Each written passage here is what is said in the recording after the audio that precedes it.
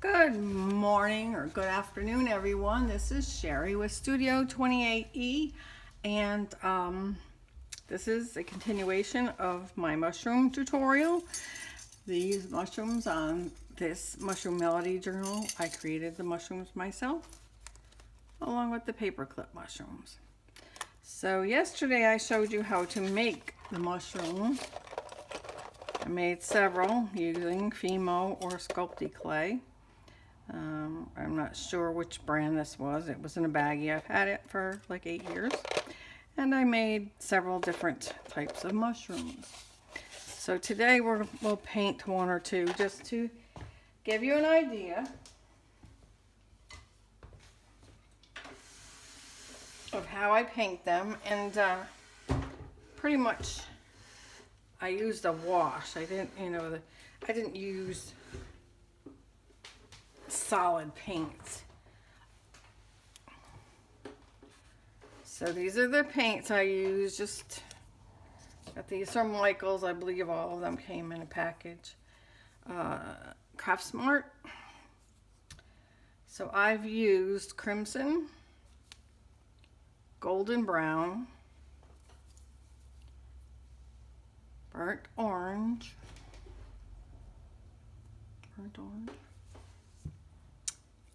coral, and brown, and a little bit of apple barrel white. And I only used the apple barrel white because it was opened and I had this large bottle. So I always use a paper plate. Use it as many times as I can. I mean, probably throw it away after today, but there's a little bit of the coral. Here's the golden brown.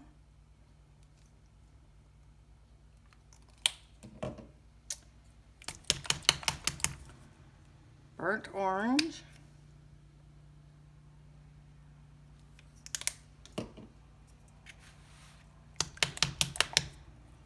Crimson.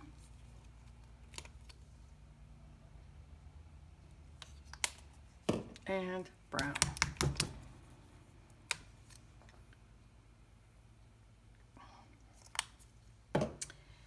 So let me, I'm going to try to sit to do this, but I don't think I can.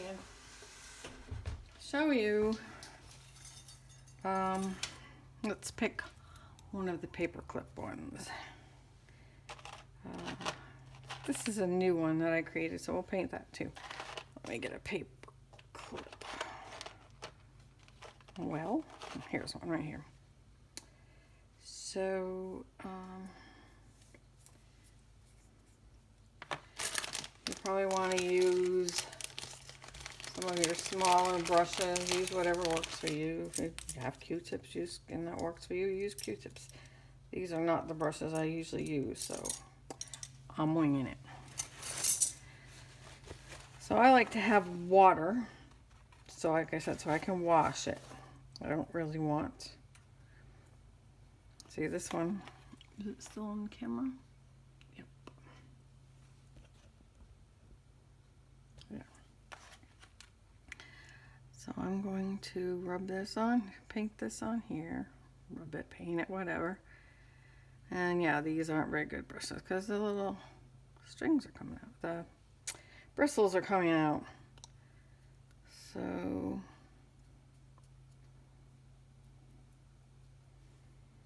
I'm gonna get a different brush. I don't like this one at all. This one looks better. And I mean, I don't want it super light, but I don't want it a solid. I don't want it solid bright orange or bright crimson or whatever. It doesn't matter if you get it in the holes, because the holes I'm going to paint white. So that looks almost the same color. And now I don't like to wait for anything, so if you're impatient like I am, just keep going. I'm gonna put a little bit of the tan in here. Is that what that was called? Golden brown under here, because it's got those little fiber things. I don't know what they're called. Striation marks or whatever you want to call them. And then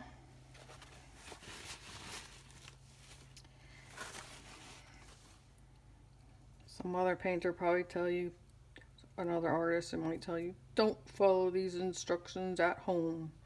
Don't do this at home. I want to make a little bit of a darker mark under here. Oops. That's all right. We'll get it. Because now I'm going to take this brown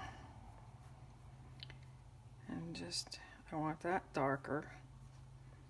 And I want some of those lines in there to be darker. I'm going to wipe it off with a little bit of, see how it seeps into the cracks and darkens them up, giving you a little more detail. And you can go back over it again with the other tan color, golden brown or whatever it was called.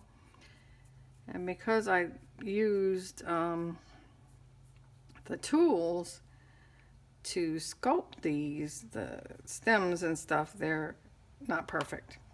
So some of the paint will go into those little grooves I made, which is what I want.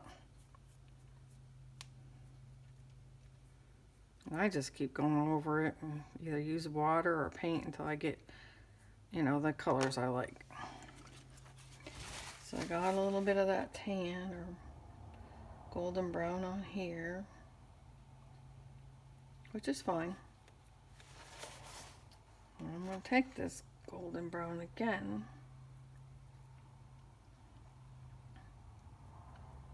and go over this. Let's see. I didn't get enough brown on the side to go into those little cracks and crevices or whatever you want to call them.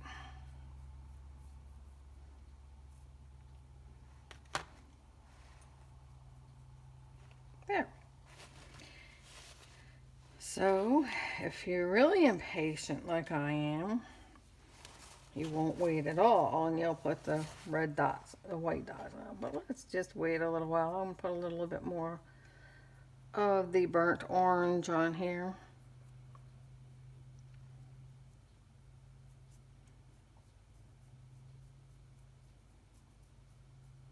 And the wider the brush you use, the less brush strokes you have, but the brush strokes add a little bit of texture. If you want to, you can paint the back, but if you're going to use these for paper clips, like I'm going to use these flat ones, and anything I've made will be glued down anyway, I'm going to cover the back with cardstock when I do the paper clips.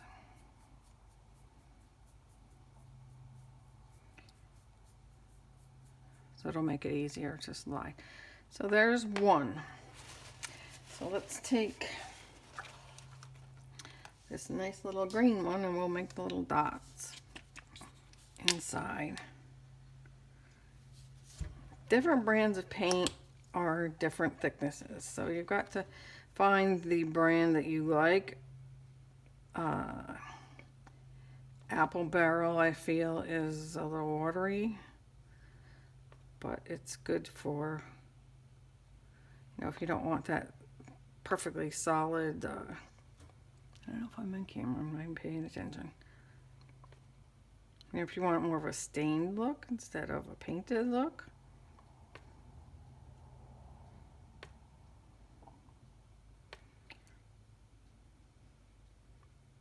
and there. We're going to call that one done. And rinse the white off of the tip so it doesn't get all over the place. And now let's try this one. I've only heard it called by one name and I don't really want to. Where's the paper I was using? It was blue. Oh, it's in the water.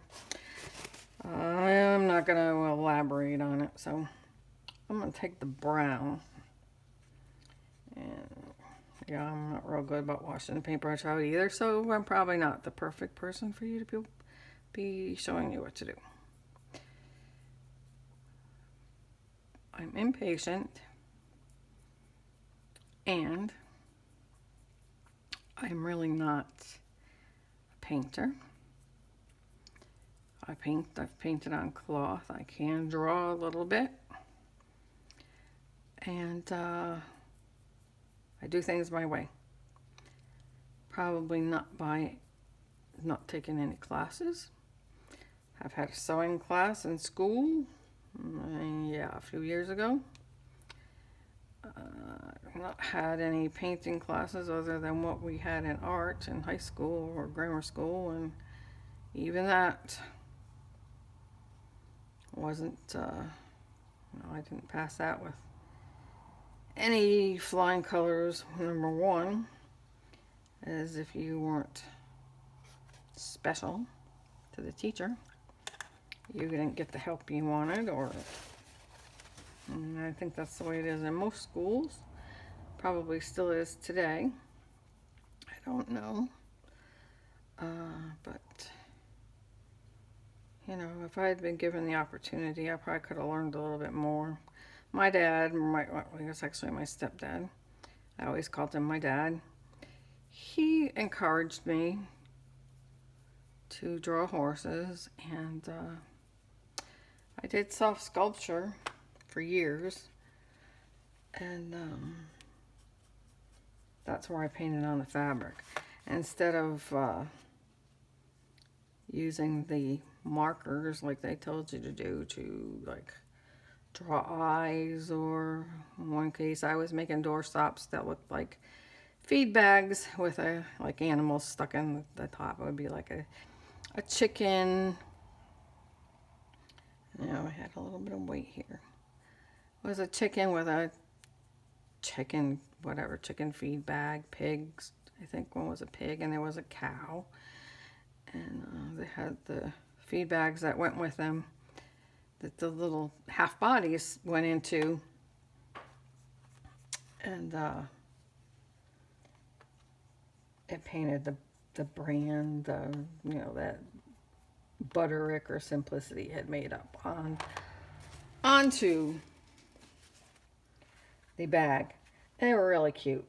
The bottoms were stuffed with kitty litter or rice, and like I said, it had the feed name on it. And I never did them with the like Sharpies or whatever they suggested you use. I always painted them on. I just couldn't use the Sharpies. I had to use the paintbrush. And so I'm gonna let that one dry a little bit, and then I am going to probably go back and try to get some darker stuff down into those little holes and here. So let's see, I've got a white spot on this a little bit, so we can wash that over there. And then we'll do one of these. This one, I think I used the crimson on, and I wasn't careful about getting it on the white dots at all. We just kind of, we paid attention to what I said in the beginning. I'm impatient. So I'm not the neatest person. And I'm very eager to get things done. So if you have any questions or comments later after you watch this video, I'd be glad to answer them for you if I can. grab a little bit of this. Mix it and make it a little bit darker. You know, I'd be more than happy to answer your questions, or if you don't like my way of doing it, you can tell me. That doesn't make any sense. Why are you doing that? But I've already told you why I'm doing it, because I'm impatient. Now, to me, this looks a little pink, but it didn't look pink on that, so that's good. You know, I like to mix the colors up a little bit to get a little bit of tints going on here. And then we're back with the tan.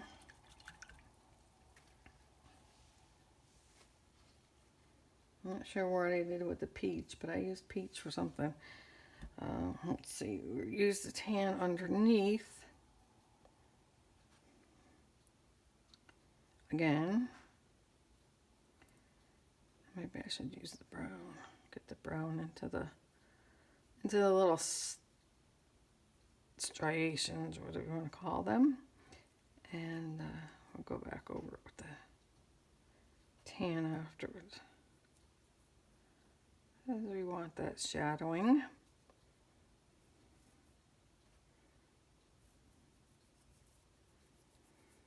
Another reason I use paint on fabric a lot is, first of all, if you make a mistake, you can catch it right away.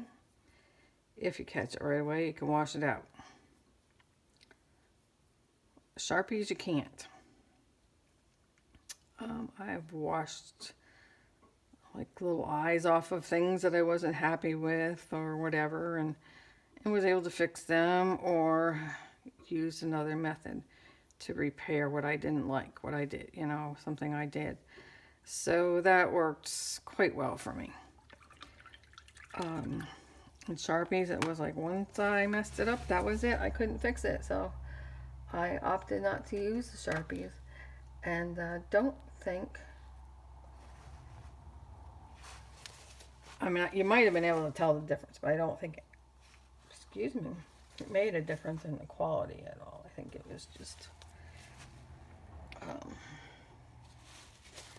let's see, if I dry brush this off a little bit, it'll take some of that dark brown out of there, and leave it into the crevices. So we'll take a little bit. I might use a little bit of this on here, and then we'll mix it up. It's hard for me to talk and do this because I really don't know what I'm supposed to say, so bear with me. I do say a lot of ums. I saw the other day somebody said, so, how many times can I say so? And I was going to watch the video and then reply to her as many times as I can say but oh well. Pretty sure that's what I do with that. So we'll wash it down a little bit to get some of it off. See how it takes some of the color off. And then you can actually even run it over these little striations underneath. And it'll take more of the brown out. And add some of this peachy color, which I'm going to want some of this brown on here, so it's not like it's a total, I'm going to have to paint over the entire, you probably got my head in there now,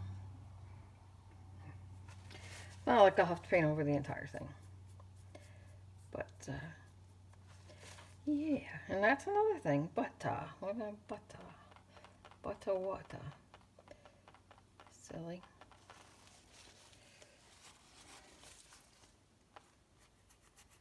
I don't really have anything to tell you about. Nothing new here. I'm working on a journal for my great nephew. I made one for my great niece.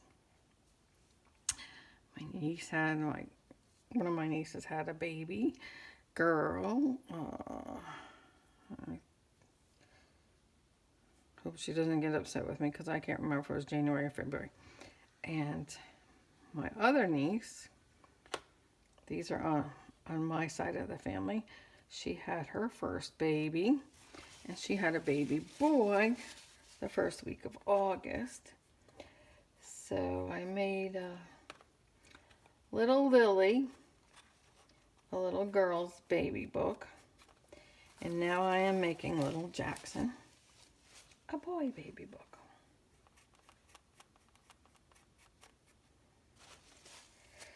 All right, now I want some of this brown in here. And this is how it looked, maybe not exactly, in the picture that of where I got the idea for some of these mushrooms.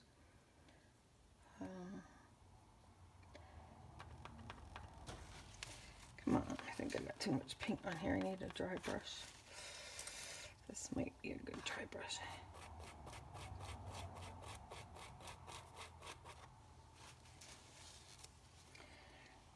No. Anybody like to play Mario Brothers? So little mushrooms kind of look like them, don't they? The little mushrooms on Mario. Take him out, put him over there. So this is too wet.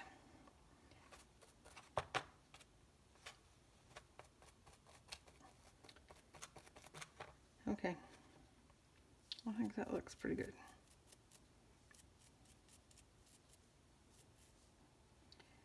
I'm going to, I don't know what's taking so long for it to dry. Usually acrylics dry really quick. But because I'm doing this, I guess, you know, nothing's going to work my way today. Been watching Pam at the Paper Outpost. She's had some pretty good ideas on how to make cute little additions to your journals, which some I think I have seen before, maybe not by her, but there you go with the buttons. She's a good at reminding me of things I've seen, or even things that I've done before and I've forgotten all about. So I really like to watch. There we go. That looks pretty good. Really like to watch her videos because, you know, I've not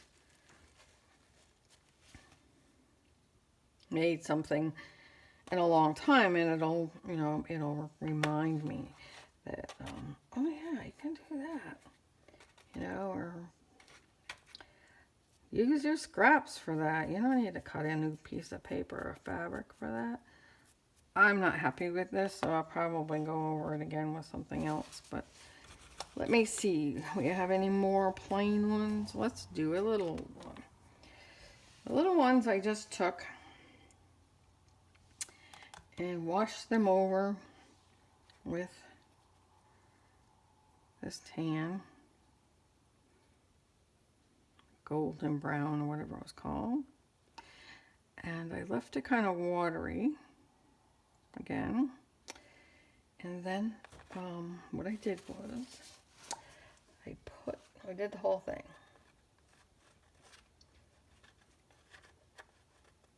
And when you make them, if you leave a texture in the, you know, like, don't make it perfectly round, just leave some kind of texture on it.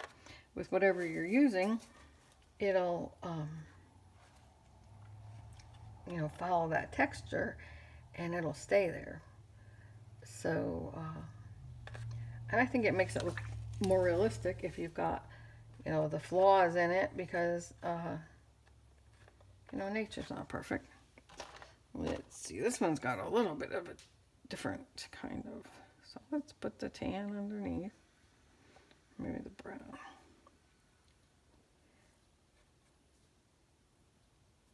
Brown, oops, and then we'll give him a little bit of a wash with the orange, and let's put a little bit of tan in there. And if you take a close look, see if I can show you. See, this one has some, I don't know, can you see the little indentations there? So it almost looks, you know, like it has a texture like it's a normal mushroom would have, I guess. So I'm going to brush his little stem here. Water it down some. Try my brush out. And some of that brown stays into where I left the little texture marks. Is it visible? Yes.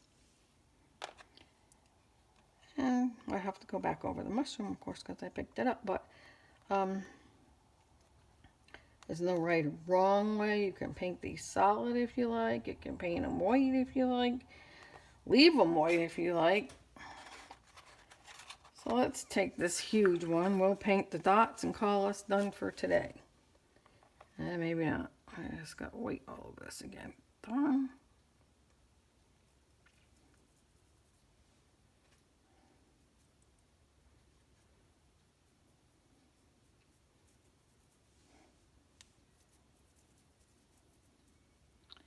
See that? I made it a different color.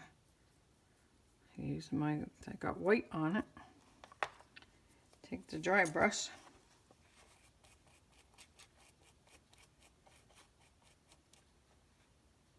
I sat it in the white paint again.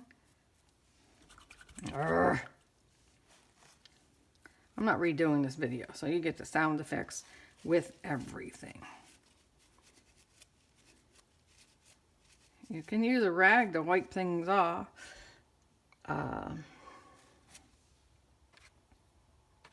Especially if you're dry brushing. If you dry brushing is a lot like stenciling.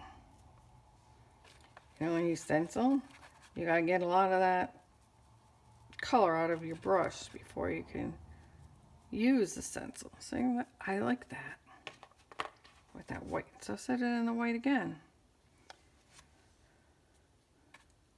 I like the idea yeah, I do. And this time I'm not going to sit it on that plate, I'm going to sit it on this plate. I like that one a lot. So let's do this one's little dots. And as you can see, it's not painted solid. So the little balls that I put in these yesterday, I just grabbed some white paint and put it over the top of them. Nothing special.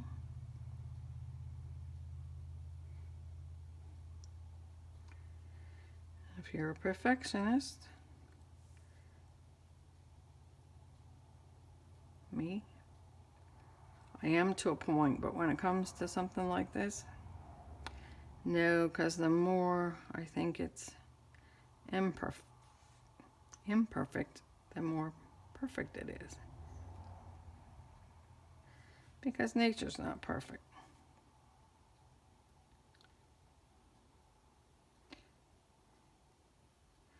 And that's what makes it beautiful, because it's not. And if you feel the need to touch up after you've made a mess like I just did,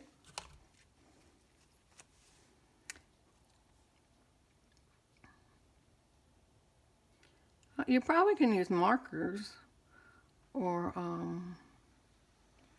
if you want to. I don't know what else you would use too, other than paints, but I think markers might work. If you don't have any paint,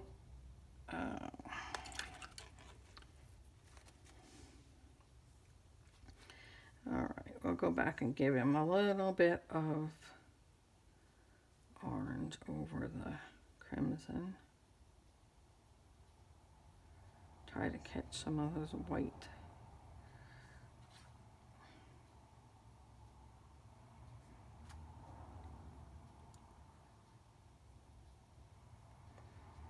And maybe a little bit of crimson.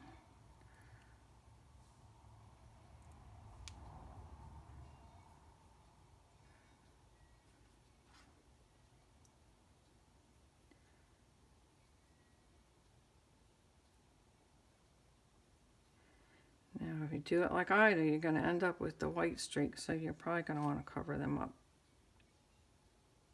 as best as you can. Either by washing your brush out, drying it out, and then going back to get more paint.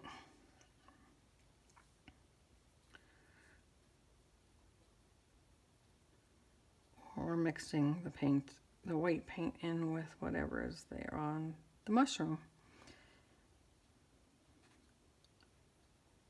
But this will give it a more natural look, I feel, because of the mixtures of the colors and you know, the tones.